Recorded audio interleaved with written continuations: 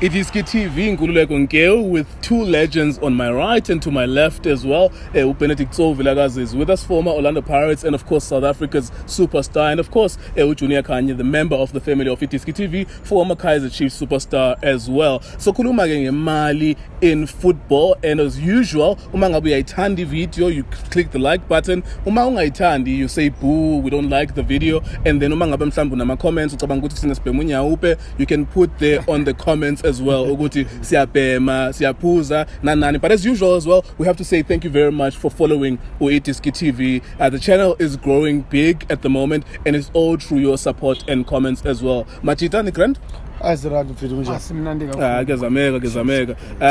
You two, especially the two of you, have been in the media recently.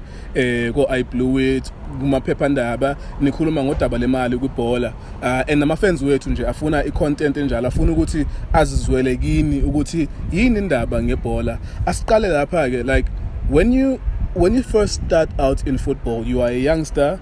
When I saw both of you, actually, you were youngsters. Kuyini thusamajita ngemali kwibhola? Firstly, is ukuthi one, we grow up with I just want to play football. Mm-hmm. That's number one, because we grow up with the passion of playing football, and the mind of money. Mm-hmm. It's not there, because I mean, as a young boy, what do you know about money? Mm-hmm. You don't know anything about money. The only thing that you want to do is to play football. So, and imali mase figure, you get the money now from nowhere. So thola boma 3,000 rand. Obviously, I mean, ne family kaya, abazali, sekuza kuba ama extended families, abanye ama cousins. Now there's a bonke now, they need help from you because uyasebenza so yahola, yabona. So ugcina ungasakwazi ukuthi one is saver, you don't know anything about saving. And no one will guide on that will save. So inyanga mayiphela, the man that you get, then you're saving the account. Sure. And then wait for inyanga le iphele futhi. Yeah. Asikhulume ngodaba le family wena Junior. What kind of an impact does the family have kwimali yakho? Junior, you starting out at Kaizer Chiefs, you had zero. Manje so 10, 20, 30,000 ephaketheni. What kind of an impact? Uyafonela manje abantu befamily bomndeni ongazange wazwa ngabo. What would you say is the role of a family kuyo yonke lento? Yeah, Nkululeko is challenging kakhulu mapana, yabona. Because of ukhule kungana support kwamanye ama families, mawungacheka thina especially abodakhe abamparent wethu was support. Masudlala la namangamla ukuthi bangangithengela ibhutha. Always ngikhule ngiboleka. Uyangiunderstand Nkululeko, ngikhule ngiboleka, and manje imali mfethu akuna assistance oyithola efamily. Uyangiunderstand, and ezothiwasho my brother, akunamuntu okuguidayo ngemali. You understand? Kusho ukuthi njengami unokukhulela efamily webhayi. For instance, ngizwenza ichi example, ngikhulele emkhukhwini mina my brother. And mangikhulele emkhukhwini bese thola ukuthi mina ifootball mhlambe mangiqala ukuyidlala ngidlala ngothando. Only to find out ukuthi in football wenza imali mawuda. So uthola ukuthi Nkululeko lento le makufika imali njengabo 3,000 okanye 3,000 too much, mangabe 20 rand bebangakunika esandleni. Sure. But mawufuna into bakunikeza batayi sokuthengela mfana yini. I-3,000 it's a huge, mayifika, understand? Ngoba mayifika Nkululeko, definitely sure uba hero emndenini, uba hero. Kusho ukuthi nomuntu bekangakuhloniphi ngoba thina budakhini sine tendency ukuthi umuntu mangabe ngenza example you are a football okanye usebenza, wonke umuntu uzokufuna imali, understand? So iba challenging kakhulu Nkululeko, and uyika ama mistake ayenzeka very very simple my brother, ngoba i-decision uyithatha manje. You understand? Le mali oyiphethe kuyisave angeke uzukhona. I mean ukhuluma yazi man. Une-believe ukuthi mangikhipha le mali enye ngizoyithola. Angithi awazi. You understand? If maybe bawufundisiwe manje ngenye indlela either way, angazi ukuthi uyayibeka nje ukuthi so. Would you say ukuthi mhlambe uma ngabe family beyinayo indlela yokuthi iguide nawe ngemali? So did you all of a sudden find yourself izwi lakho lizwakala more than time and already just because manje unemali ku family?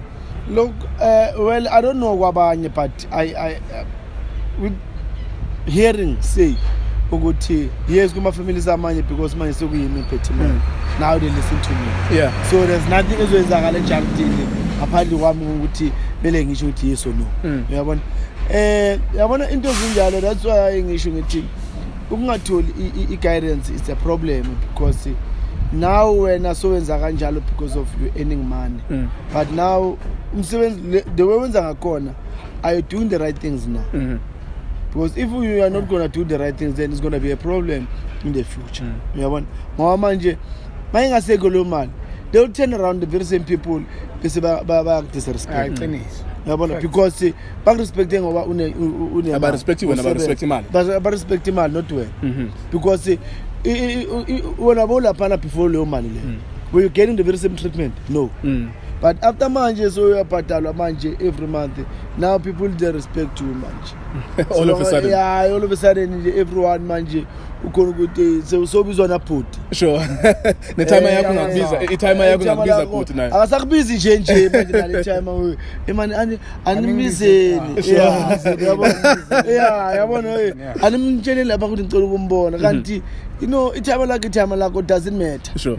Yabo akufanelanga kushintshe. All right. Let's talk about the other element now. Yokuthi one, you've moved from aboma 3,000, you're coming from a development. Manje isiyakhuphuka imali. You are able to get women umawuthanda, you are able to get the cars ozifunayo. At what point do you start feeling like you are the boss? Asikhulume ngawe Junior, kuyimalini wena imali engakhi mhlambe ngakanani eyakwenza ukuthi uyabona manje uma ngabe ngikhuluma mina nginamuntu ongahamba. Mina ngikhululeko ngizoba straightforward afihla. Mina ekhaya bakhule banganginiki 20 rand. 20 rand bengayazi into abathi 20 bengithi mangifuna isicathulo sesikolo bathi makanqane sokuthengele ne for sure bangithengele. You understand? Ngikhulule backgroundini ngikhulule ekhaya. Baba mi inhlonipho beyikhona. Kusho ukuthi both parents yiba bangikhulisile mama nobaba. Mara kusho ukuthi kunginike imali bebanganginiki. And I never dated any man. Mina ngiqala ukudate mangidlala ku development eKaizer Chiefs, especially sengiserawo. Ngoba ngidlala 6 games ku under 19 after ngayirawo under 23 yanda bekuthi under 23 by then. Yeah.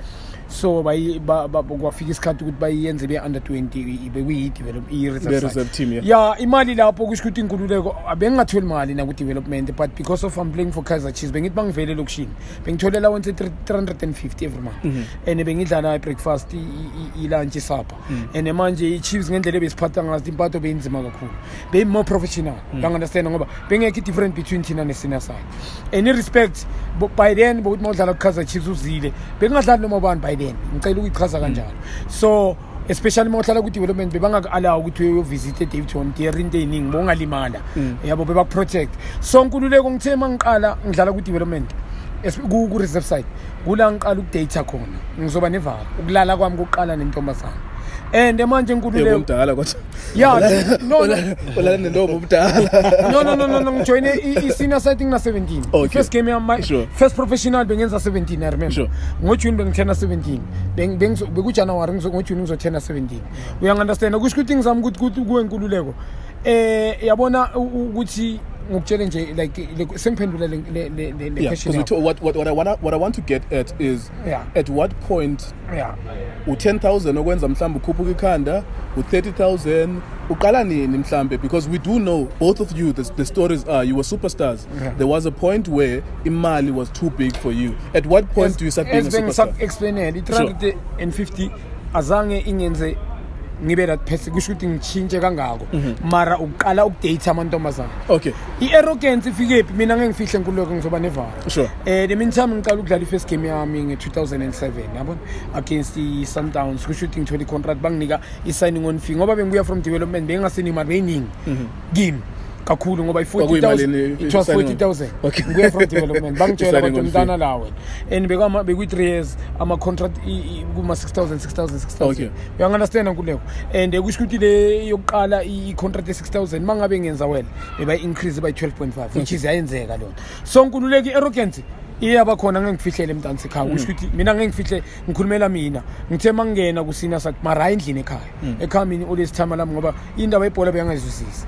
You understand mara endleleni and nasendlini definitely sho ngizwe kahle mhlambe yebo bekungibona kusho ukuthi i-respect bebanokunginika amaruba bami ezingisho noma mama ngikhuluma ngomndeni mangithe endlini umndeni bonginike enye respect ngisho ukuthi ngenye indlela mara kuba bami noma mama abakwazi ukukhuza umndeni that wami what you're saying? yeah kusho ukuthi ngamanye amagama ya umndeni ubona lisidingo ukuthi ish noma bengenza something you understand bebangakhulumi ngoba manje ezinye inkulumo ngizizwe mangasekho grand the reason ngisho kanjalo kuwe is because ezinye inkulumo ngizizwe sekungasekho right Yeah. mara my mom and my father bebangitreata kusho ukuthi ngendlela ukuthi lo mntana angazwe ngimaphi ya arrogant ikhona nkululeko in fact istage sokuthi manje mina ngikhuluma ngami iyangithema ngiqala ngijoin iPSL professional football ngisani contract isani ngonfi banginike same day ngiyakhumbula same day Esandleni noma ku bank noma nge-envelope.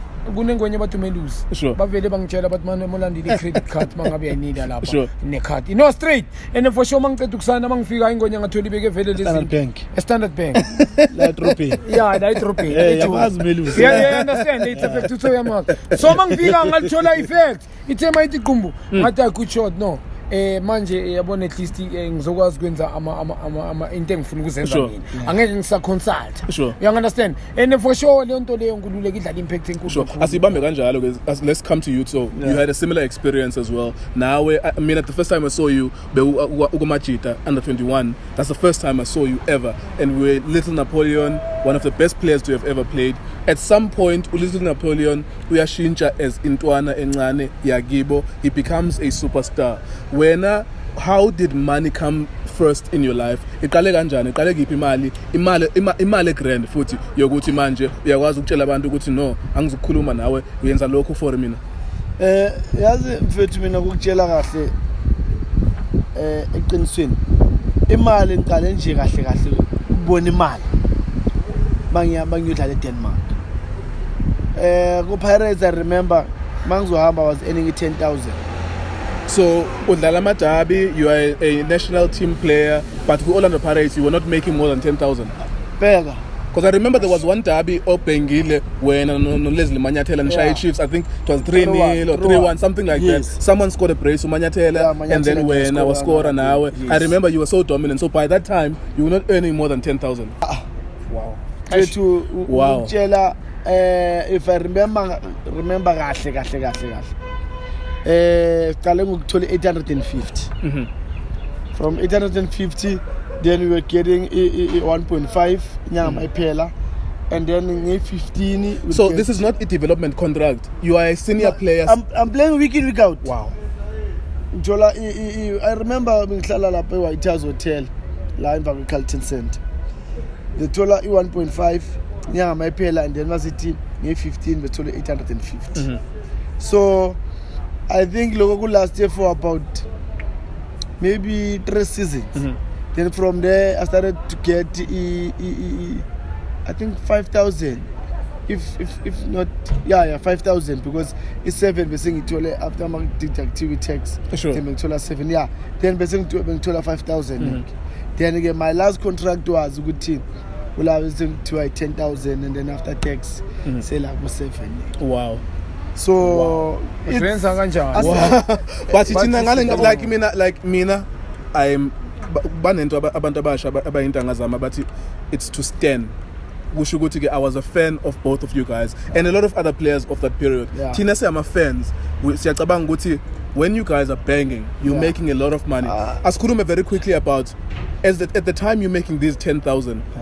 Which niyazwa makhulunywa ku dressing room ukuthi there is someone who's chasing 100,000, boma 90, boma 50. Where there's so many players, why would you be a superstar ku Pirates but there are players who get paid more than you? You know kunale nkulumo le abakushaya ngayo badawo ntana sekhaya ngathi besiphuma la. Oh yes. Wow. Ntana sekhaya wena hayi sekhaya la. Sure. Noma ungahamba sizokulanda la ukhona ubuye la ekhaya la. Yabona sekhaya la. So khotha laba bayahamba laba ngabe nandaba kanandawo la ekhaya. Sure. Wona ukhulela la wala ekhaya. So you understand ukuthi obvious nami ngintwana abangiphethe grand you know awucabangi into eziningi yabona. It never bothers you uma usiza ukuthi omunye mhlambe uno 50 njengoba wena you were one of the best players at some point. You had a very good run with Orlando Pirates.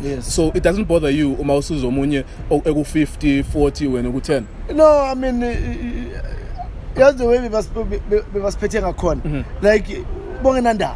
Yabo because bakutshela ukuthi noma mina alo uyahamba wena ngoyikhohla wena usekhaya la dala siyenza 1 2 3 4 5 like uyazi mafuna ini yenza call wena yabona. So awunandaba naloko vele uthi vele ngisekhaya. Sure. It is like ibhola. Yabona.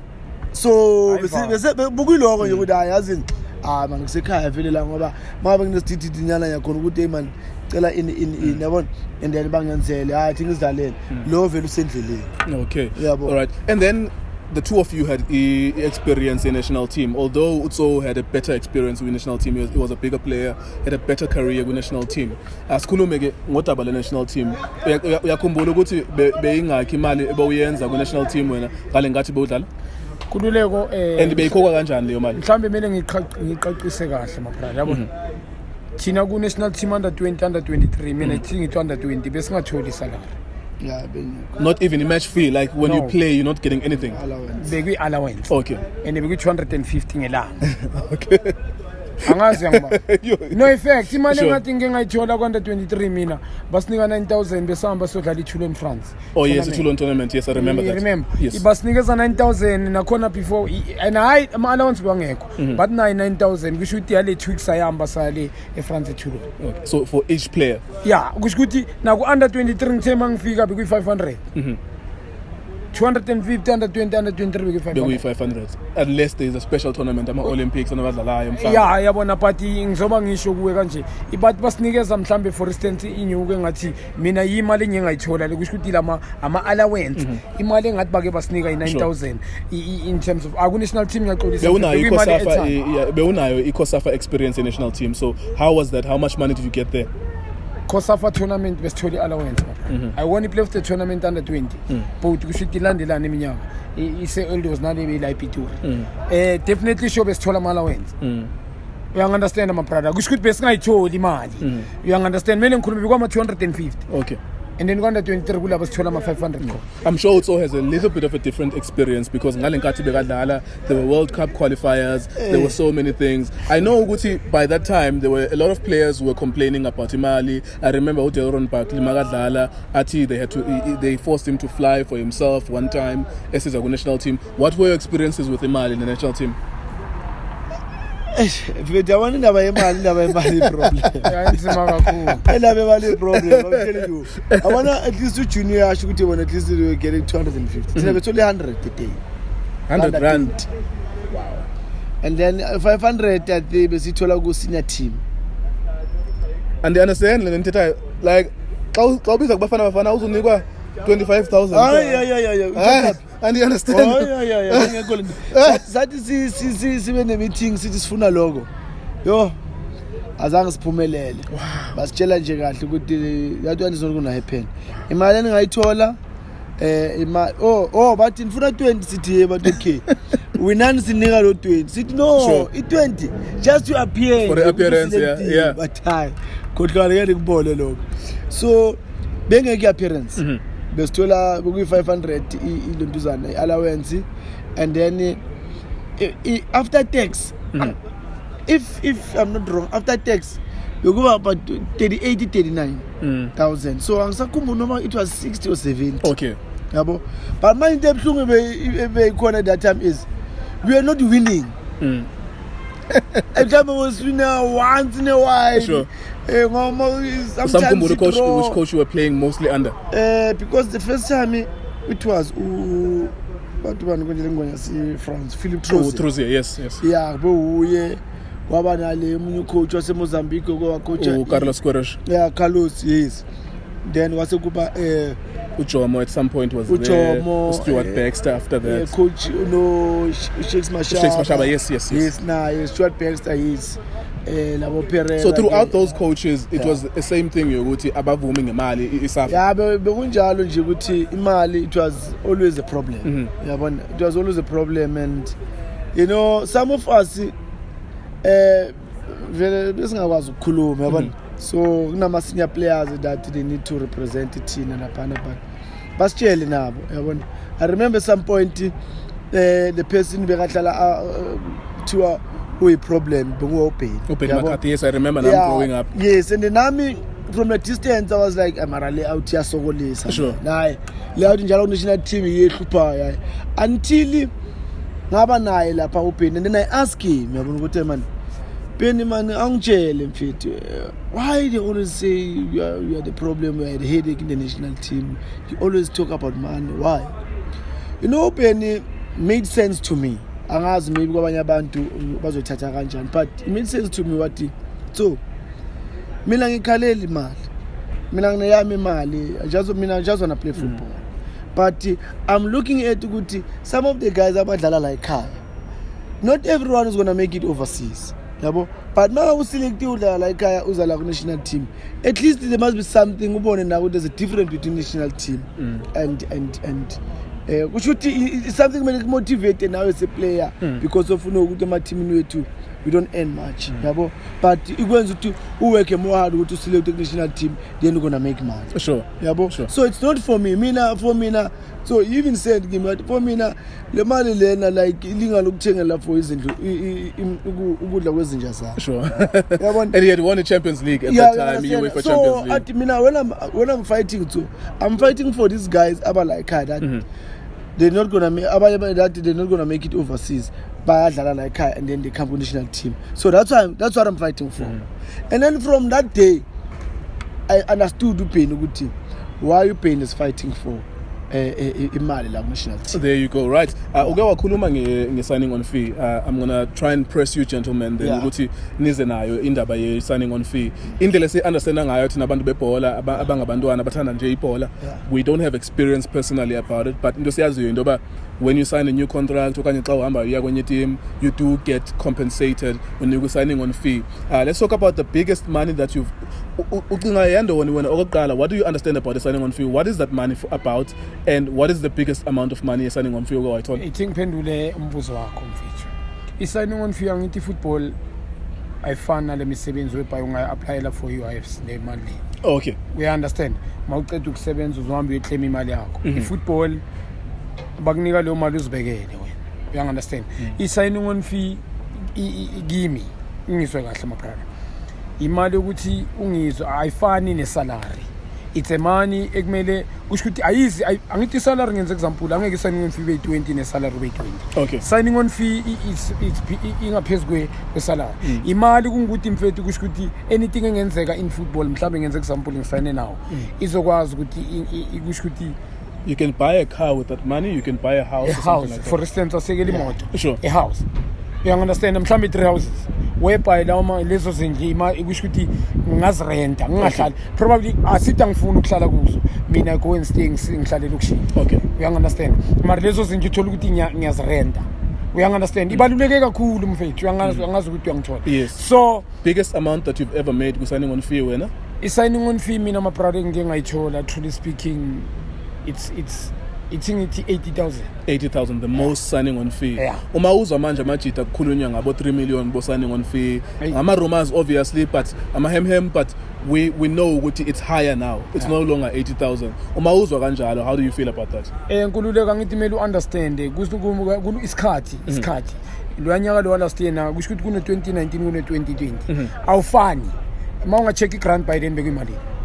At some point beku 120 manje kuyi 400 and something. Yes. We understand. So isiningi you understand izinto ezenzakala eziningi kakhulu. And these boys kusho ukuthi ngizwe kahle they are minimum unga-check nalama for instance just i-NFT now there's a sponsor. It's been Africa Championship. We understand into eningi ishintshile angazi ukuthi angibamba amaproject. Yeah, so and there are many opportunities for abafana ukuthi banga abroad. All right. Masize kusoke when you were in Denmark, I mean I suppose you have a different experience in signing on fee.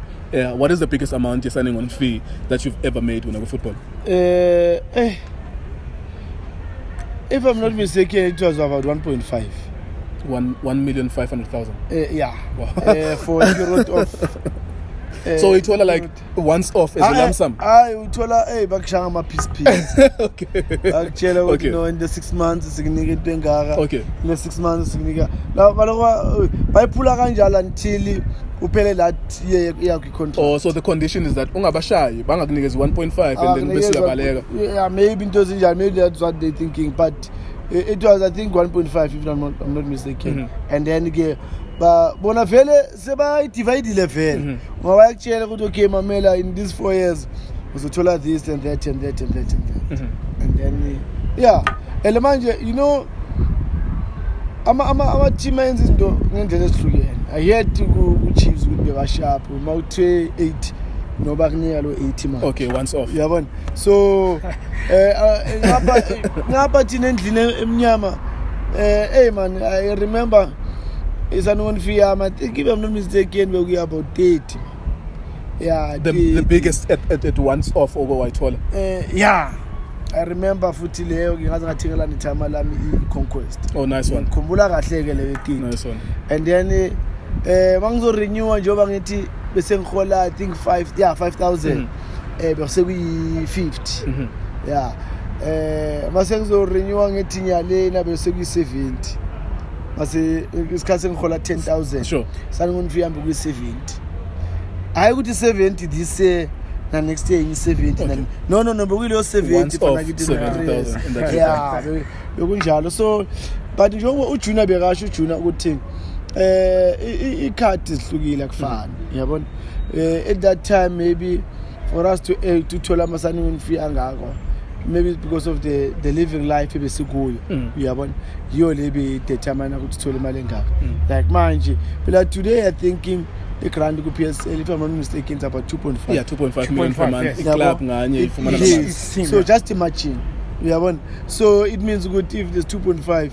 I mean amachita kufanele ukuthi at least bathole into ezishaya. Sure. Uyabona? Ba ngizothini?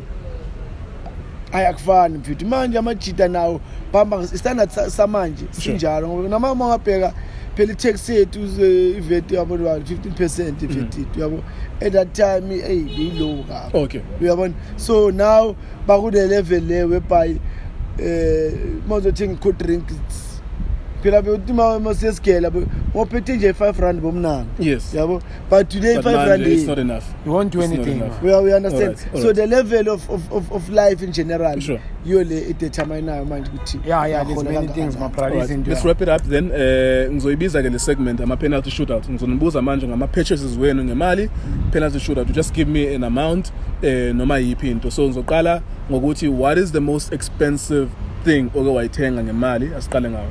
I bought the house, man. Feature. yeah. How much? Indlu ngayithenga beku 1.2. 1.2 million. Yeah. When that's all? Most expensive thing oke wayithenga ngemali? Okay, mina I bought a house, it was 2M. 2 million. Yeah. All right, nice one. And then, what is the most amount of money that you've spent with Bodlela on a night? You are going to a club. Ngengizwa ama politicians bakhuluma ngabo ma 50,000 ku social media. What is the most amount of money that you think? Mangibshaya kanje. Ngibshaya lazima unanekile nkululeko manje iphika. Sure. Awuyibheka pheki mara engikwaziyo. Like when you suspect, yeah. Yeah, engikwaziyo mangizosho. Izoba nzima nkululeko ngoba ngibshaya iminyaka eminingi kakhulu. Sure. Yeah, ine mangibshaya Okay, kanje benginokuya ephapini ngiliphethe mhlawumbe ngenze example Okay. 10. Mangithi ngiyachecka ngisele nga 2. No effect. Okay. Ngoba mangizoya labo ma capital uye lapha boma intersection manje sekuyikhalabheshi or uyongena kula matha, it's tough my brother. You understand abo eDurban yini le night club le Zazi night club. Esipayeni umabholi uyangenza esikhaleni abo mabhili. No, we get the point. When that's all, the most amount of money you've spent ngobumnandi. Suspicion yakho nje. Have you spent more than 20,000 I one night? know, angakaze ngafika lapho. Even ukuthi mina bengangene kabi maybe once in a while man yabo. Bengasi umuntu ovayayo kakhulu. So But you've spent I think maybe you've spent money on women or pools or something like that. I would say maybe